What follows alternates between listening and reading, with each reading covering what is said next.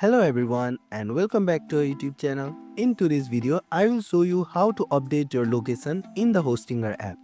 Whether you have moved to a new place or just need to correct your details, this step-by-step guide will help you update your location quickly and easily. So let's get started. First of all, open the Hostinger on your mobile device from your Chrome.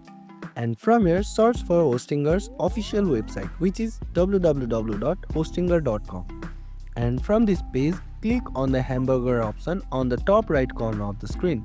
From there, click on the login option to make sure that you are logged into your account.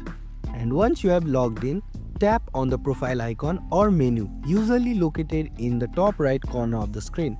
From there, find an option saying account information and click on it. From there, you will be redirected to this account information page. And from here, inside the personal information tab, you can see an option saying address, so simply click on it. From there you will be able to change the country as well as you can change the city if you are moving from one city to another in the same country.